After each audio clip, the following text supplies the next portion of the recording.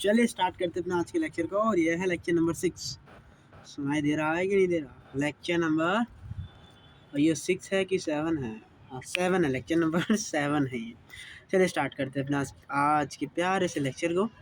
तो क्वेश्चन से स्टार्टिंग करेंगे। शायद ये हम कर चुके थे कि नहीं करा था। फोर्स वेक्टर दिया है, पोजीशन दिया है, टॉर्क निकालना है। सर आपने बताया था torque about origin R cross V से निकलता है, सॉरी आर क्रॉस एफ से निकलता है। आपके पास आर वेक्टर है, आपके पास एफ वेक्टर है, दोनों का क्रॉस कर दोगे, ऑरिजिन के अबाउट क्या मिल जाएगा? टॉर्क मिल जाएगा। क्रॉस प्रोडक्ट करोगे तो आपका टॉर्क ये आएगा। लेकिन अब आपसे एक्सिस के अलोंग पूछा, तो आपने बताया था जब एक्सिस के अलोंग करते हैं तो किसी पॉइंट के अबाउट निकालने के बाद उसका उस एक्सिस के अलोंग कंपोनेंट कर लेते हैं। तो एक्स एक्सिस के अलोंग कंपोनेंट क्या होगा? -23 आई कैप। वाई एक्सिस के अलोंग कंपोनेंट क्या होगा? 26 J cap. And Z axis के अलोंग कंपोनेंट क्या होगा? -7 K cap. So this is our answer for the given question. चलिए तो आज का टॉपिक हम पढ़ेंगे और वो टॉपिक है इक्विलिब्रियम, रोटेशनल इक्विलिब्रियम टॉपिक आज हम यहाँ पे पढ़ने वाले हैं। And what is the rotational equilibrium will set to us, कि रोटेशनल इक्विलिब्रियम को क्या कहता है। आइए ज़रा एक बार ट्राई करते हैं। चलिए व्हाट इज़ रोटेशनल इक्विलिब्रियम, समझिए एक बार उसको। तो रोटेशनल इक्विलिब्रियम क्या है, सोचिए। रोटेशनल इक्विलिब्रियम, सबसे पहले ट्रांसलेशन और रोटेशनल। ट्रांसलेशन इक्विलिब्रियम क्या था? जब कोई लीनियरली मोशन कर रही है और वो अपनी ही पोजीशन पर है, दैट मीन्स वो इक्विलिब्रियम में है, और उस इक्विलिब्रियम को ट्रांसलेशनल इक्विलिब्रियम बोला जाएगा। इसका मतलब है कि net force on object is zero, that is translation equilibrium. लेकिन रोटेशनल इक्विलिब्रियम क्या होता है? If net torque on object is zero about a point. देखो रोटेशनल में फोर्स को डिराइव करने के लिए, बताने के लिए वी हैव यूज टॉर्क। तो अगर टॉर्क किसी पॉइंट के अबाउट ज़ीरो होता है, दैट मीन्स उस पॉइंट के अबाउट वहाँ पर आपको क्या देखने को मिलता है? सर रोटेशनल इक्विलिब्रियम देखने को मिलता है।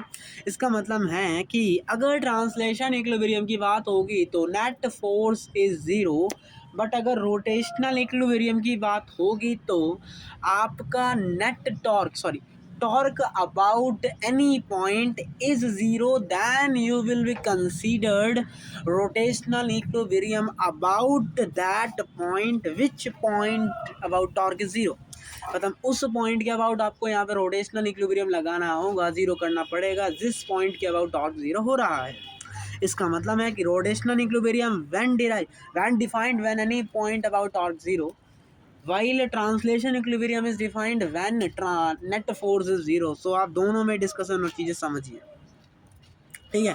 माना ये आपका ए पॉइंट है और ये एक सी पॉइंट है और एक ये बी पॉइंट है।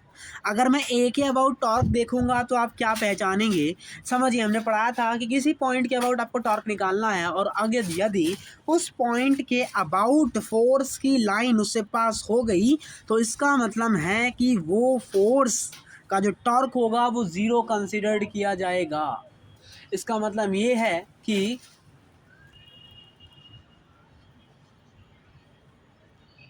तो अगर आप ये पॉइंट के अबाउट टॉर्क निकालोगे तो सी के द्वारा जो फोर्स होगा, इसके द्वारा जो फोर्स हो रहा है, वो दोनों इस पॉइंट से पास हो गए। इसका मतलब है कि torque about point A is zero.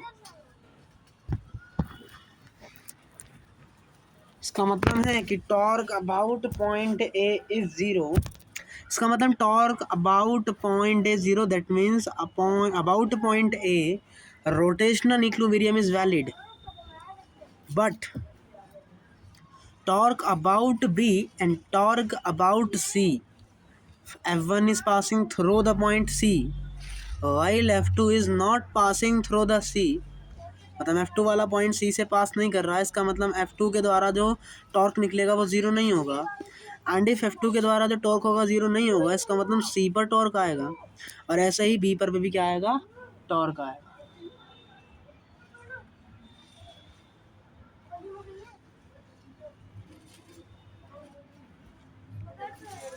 और अगर B पर टॉर्क नॉट ज़ीरो हो गया सी पे भी नॉट जीरो हो गया, इसका मतलब केवल ए पर रोटेशनल इक्विलिब्रियम है,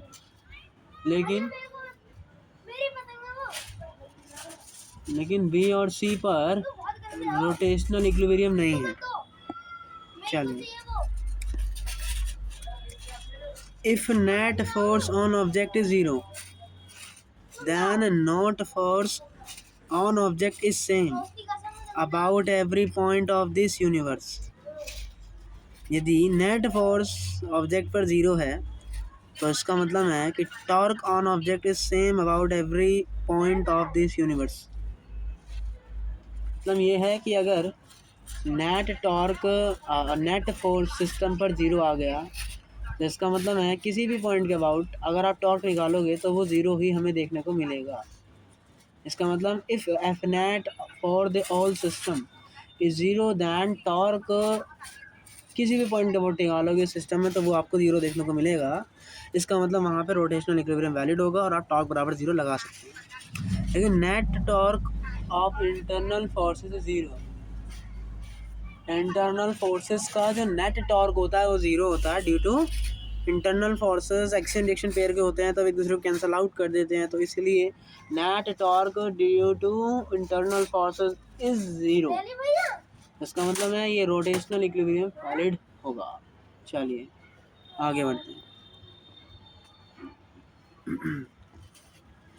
और कैसे वैलिड करेगा, कैसे वैलिड नहीं करेगा, अगर ये चेक करना हो तो कैसे करेंगे। हमने जो बोला वो क्या वो सही है कि गलत, आइए प्रूव करते हैं। मैंने बोला कि नेट फोर्स ज़ीरो है, मतलब F1 F2 F3 dot dot dot dot zero, ठीक है।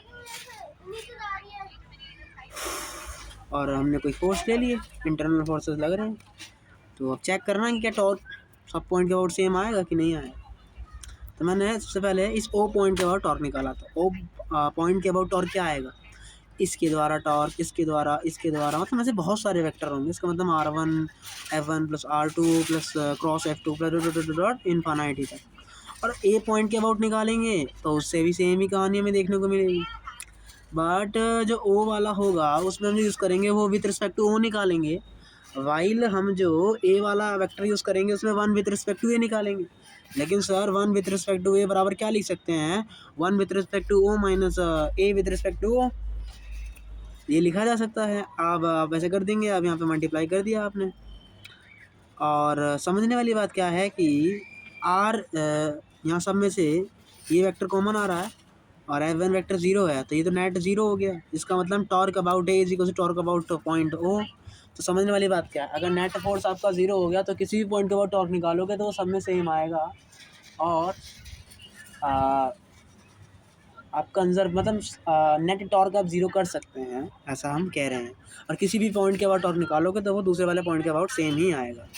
चलिए, कंप्लीट इक्विलिब्रियम का मतलब क्या है, जहाँ ट्रांसलेशन इक्विलिब्रियम और रोटेशनल इक्विलिब्रियम दोनों हो अब आप कहेंगे वहाँ पर कंप्लीट इक्विलिब्रियम है। और कंप्लीट इक्विलिब्रियम में क्या टूल्स लगेंगे, आप तो एक एफ नेट बराबर ज़ीरो लगा सकते हो और एक नेट टॉर्क बराबर ज़ीरो लगा सकते हो। और अच्छी बात यह है कि नेट टॉर्क बराबर ज़ीरो किसी भी पॉइंट के अबाउट क्या होगा, वैलिड होगा। तो आप इन टूल्स का यूज़ करके आप अपने क्वेश्चंस को करेंगे। तो आई होप रोटेशनल इक्विलिब्रियम समझ में आया होगा। इक्विलिब्रियम का काम क्या है, जैसे तराजू है तो तराजू में आपने देखा होगा वो दोनों तरफ की साइड्स को बराबर कर देता है, इक्विलिब्रियम ला देता है, ठीक है। Same reason. चलिए क्वेश्चन करते हैं और अपने कंसेप्ट को थोड़ा सा ब्रेक मजबूत करते हैं। A man of mass 60 kg sitting on seesaw. ये देखिए ये आदमी है ये और एक बच्चा है। शीशा एट डिस्टेंस 2 मीटर फ्रॉम हिंग। हिंग मतलब हिंग होता है जहाँ से आपने कील ठोक रखी है एक तरीके